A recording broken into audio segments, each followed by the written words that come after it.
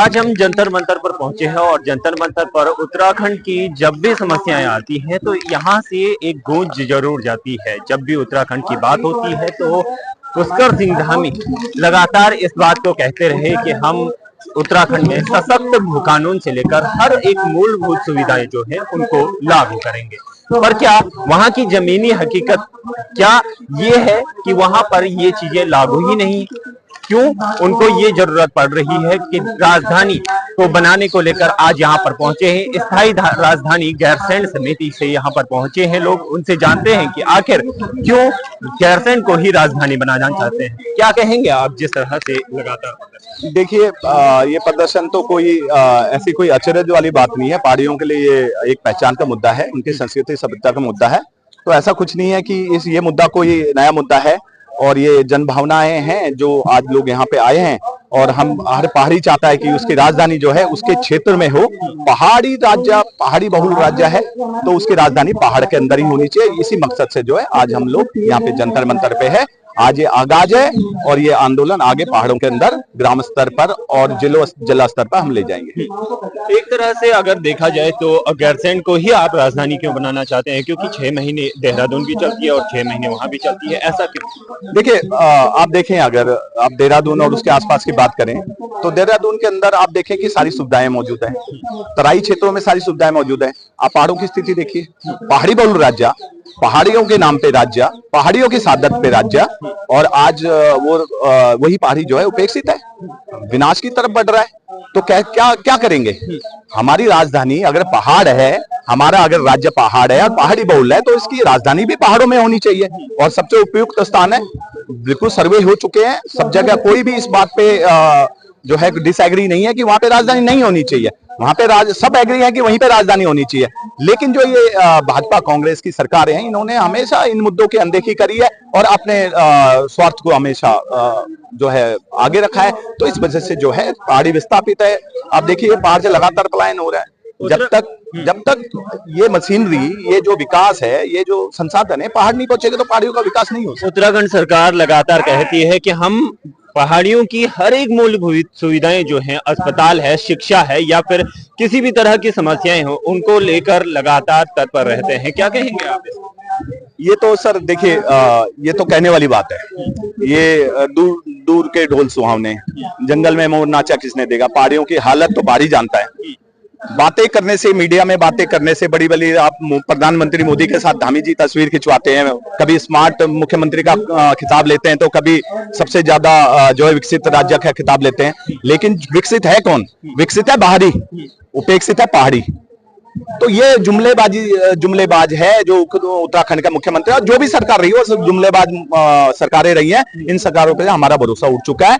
अब जो है विकास तभी हो पाएगा जब राजधानी गैरसैंण होगी। अब चाहे वो भाजपा की सरकार दे या कांग्रेस की सरकार दे, नहीं तो जो है पहाड़ी आज यहाँ पे जमा हुआ है और आगे भी जो है सड़क पर खड़ा होगा। आगे क्या संदेश देना चाहेंगे तमाम लोगों को और तमाम राज्य सरकार को? क्या संदेश देना चाहेंगे? मैं सबसे पहले अपने पहाड़ी लोगों को, अपने पहाड़ी मूल निवासियों को ये संदेश देना चाहता हूँ कि गैरसैंण के मुद्दे पे वो लगातार अपना जो है रुख रखे, एकदम सख्त रुख रखे। 25 साल से उपेक्षित हैं, उस मुद्दे पर मुखर हो जाए।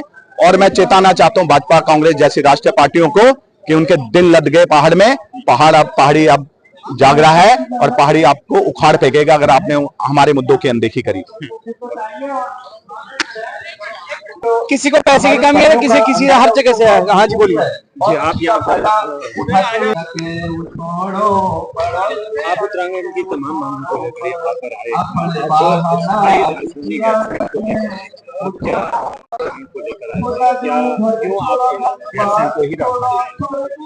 धन्यवाद, आपने ये सवाल पूछा मुझसे। और मेरा नाम है अमन सिंह बिष्ट और मैं हूँ चमोली जिले के थराली का रहने वाला।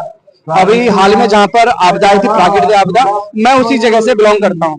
आज मैं यहाँ पर आया हूँ उत्तराखंड की जो राजधानी गैरसैंण है, और गैरसैंण को देखते हुए उत्तराखंड राज्य अलग हुआ था और उसी मुद्दे को लेकर हम यहाँ पर आए हैं। सारे लोग इकट्ठे हैं और हमारा जो मेन मुद्दा है कि उत्तराखंड की राजधानी गैरसैंण क्यों नहीं होनी चाहिए, वो इसलिए होनी चाहिए क्योंकि पहाड़ का जो एक भौगोलिक स्तर है, जो बनावट है, जो घाटियां हैं, और लगभग पूरा पहाड़ों पे बसा हुआ है, गांव पहाड़ों पे बसे हुए हैं।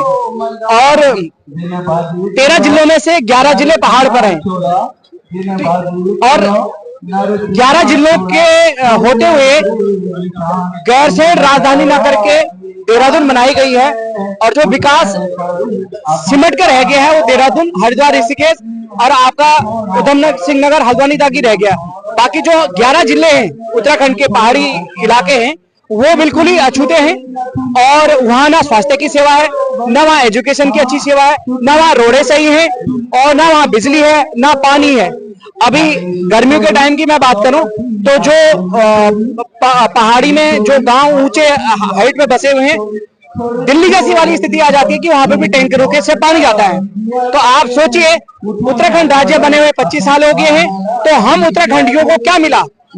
हम लोगों ने 25 साल पहले सपना देखा था कि उत्तराखंड के लोग उत्तराखंड छोड़ के नहीं जाएंगे। राज्य बनने के बाद जैसे पूरे भारत के अंदर अन्य राज्यों में तरक्की हुई, विकास हुआ, उसी तर्ज पर उत्तराखंड का भी विकास होगा। हमारे 11 जिले जो उत्तराखंड के पहाड़ी इलाके, वहां पर भी हर जिले में एक अच्छा हॉस्पिटल होना चाहिए था। और वो शहरीकरण की तरह, जिस तरह से शहरों में अच्छे हॉस्पिटल चल रहे हैं, स्वास्थ्य सेवाएं बदस्तूर अच्छे तरीके से चल रहे हैं, तो वही हाल आप उत्तराखंड के 11 जिलों में देखें तो 11 जिलों में हॉस्पिटल जो है वो रेफर सेंटर के नाम पर है। वहां पर ना फर्स्ट एड की सुविधा है, ना वहां पर अल्ट्रासाउंड है, ना एक्सरे मशीनें हैं।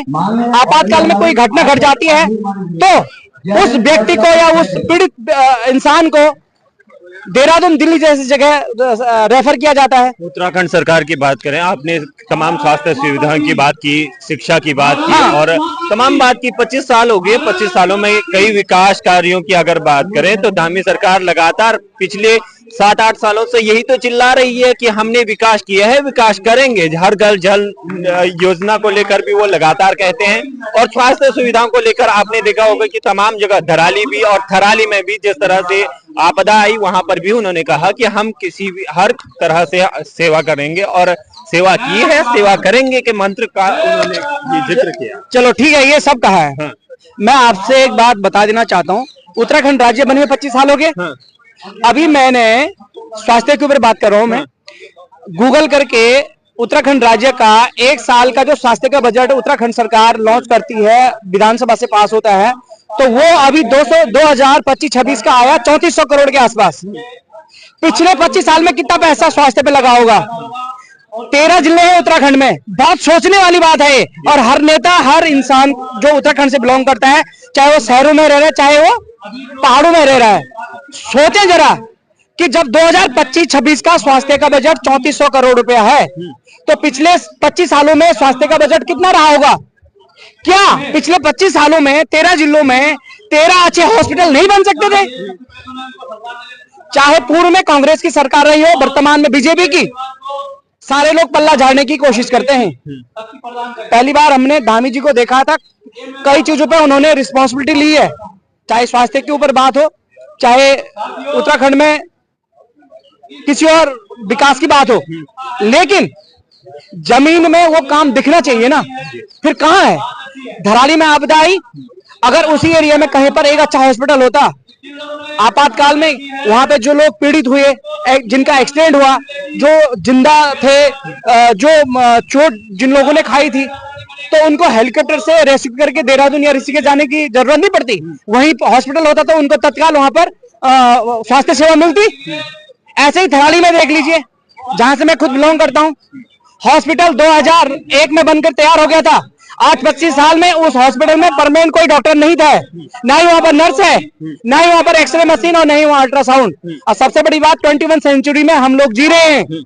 उत्तराखंड राज्य में कहीं भी पहाड़ी इलाके में एक अच्छा लैब नहीं है। अगर मैं अपने चमोली की बात करूं, चमोली का कोई व्यक्ति छोटी मोटी बीमारी के लिए अपना ब्लड टेस्ट करने के लिए आता है, तो उसको कर्णप्रयाग, ऋषिकेश, देहरादून और आपका श्रीनगर के धक्के खाने पड़ते हैं। अब आप सोचिए, एक छोटी सी बीमारी किसी को लग गई, देहरादून ऋषिकेश आने तक या तो उसकी परेशानी बढ़ेगी, दूसरे में हॉस्पिटल उसको टाइम से उसको एडमिशन नहीं मिलता है, फिर उसको कई दिन धक्के खाने पड़ते हैं। और पहाड़ी राज्य होने के नाते जो नागरिक हैं उनकी जो आय है बहुत कम है, तो ऐसे ही दिल्ली देहरादून के धक्के खाने के बजाय आने के बाद ना उनको स्वास्थ्य सेवा अच्छी मिलती है, उनकी बीमारियां बढ़ जाती हैं। तो यही चल रहा है, तो विकास कहाँ है? तो विकास देखिए ना। विकास की अगर बात करें, थराली की इन्होंने बात की, थराली से एक छोटे से ब्लॉक की मैं बात करूं, वो आता है देवाल, जहां पर लगातार स्वास्थ्य सुविधाओं को लेकर मांग उठती रही है। कई शिकायतों में ये दर्ज भी है कि वहां पर डॉक्टर नहीं है, पर अंक जो भी अंक हैं वो रिपोर्ट बताती है कि किस तरह से वहां पर डॉक्टरों का एक बड़ा तांता। उन्होंने भी बताया सरकार के आंकड़े में ये जाहिर तौर पर है, पर जमीनी हकीकत कुछ और ही बताती है। आप क्या कहेंगे? जिस तरह एक बात और बताना चाहूंगा आपके माध्यम से, आज की डेट में उत्तराखंड भ्रष्टाचार का सबसे बड़ा केंद्र बन गया है। पहले गांव के प्रधान अच्छा हुआ करते थे, ईमानदार हुआ करते थे, लेकिन ब्लॉक स्तर पर हर गांव के प्रधान को घोटाला करना सिखा दिया गया है। गांव में भी आज के टाइम पे कोई भी प्रधान गांव में कोई भी काम लाता है तो बिना गांव को सूचना दिए वो काम हो जाता है, पेपरों में बिल पास हो जाता है, पैसा खा करके गटक जाते हैं और गांव वालों को पता ही नहीं होता कि ये जो पैसा मिला है इनको कौन से काम का मिला है, गांव में कौन सा ऐसा काम हुआ है। आप पूरे पहाड़ के गांवों को जाकर देखेंगे तो सब जगह आपको ये ऐसी व्यवस्था मिलेगी और ऐसा ही भ्रष्टाचार मिलेगा, और हर अधिकारी भ्रष्टाचार में डूबा हुआ है। चुनता वही है, और पैसे के बल पर वोट खरीदना। अभी हाल के जो त्रिस्तरीय पंचायत चुनाव हुए उसमें भी यही देखने होंगे, वही है ना, 500 रुपए 1000 रुपए के पे और 2000 रुपए पे अपना वोट भेज देते हैं और ऐसे लोगों को चुन के लाते हैं, वो होना ही होना है? तो इसीलिए मैं ये मैसेज मेरा उत्तराखंड के लोगों के लिए है कि ऐसे बेकार इंसान को ना चुने, ऐसे बेकार आदमी को प्रधान ना बनाए जो पैसे के बल पर, दारू के बल पर वोट खरीदता हो और आखिरी में जाकर के 5 साल हो अपना विकास करता है और गांव का कोई काम करता ही नहीं है। तो कहीं ना कहीं उत्तराखंड में जो समस्याएं हैं वो खत्म होने का नाम नहीं ले रही हैं, पर सरकार क्या इस पर कदम उठाती है या फिर नहीं, ये तो फिलहाल देखने वाली बात होगी।